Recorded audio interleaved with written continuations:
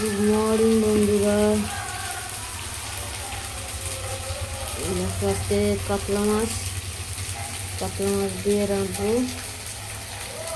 ধনে পাতা আলু ভেজে নিয়েছি আর মশলাটা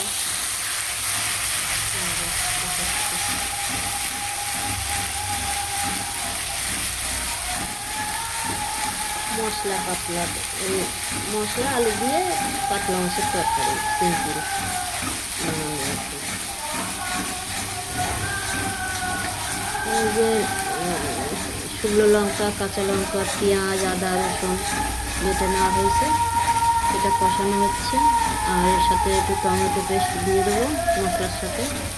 তারপরে জল দিয়ে আলুগুলো দিয়ে ফুটে উঠে পরে মাছগুলো দিয়ে দেবো। এগুলো হালকা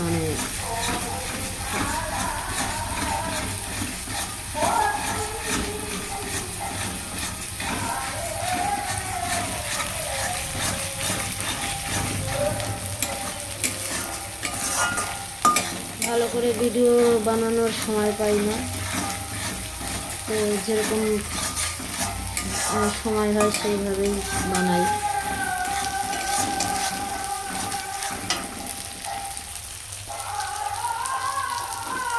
সময় হয়ে ওঠে না। এই যে টমেটো পেস্ট দিয়ে দেবো।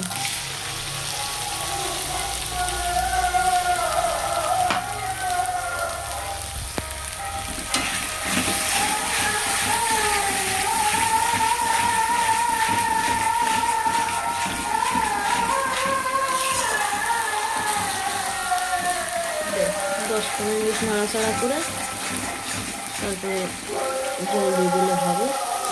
গরম জল দিলে ভালো হয়।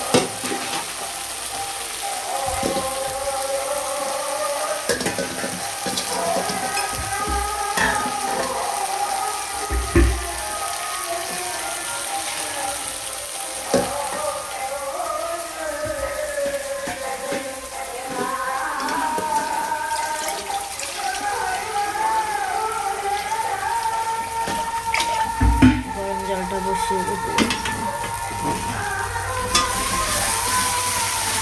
মশলাটা না পুড়ে যায় ঘন ঘন নাড়াতে হবে।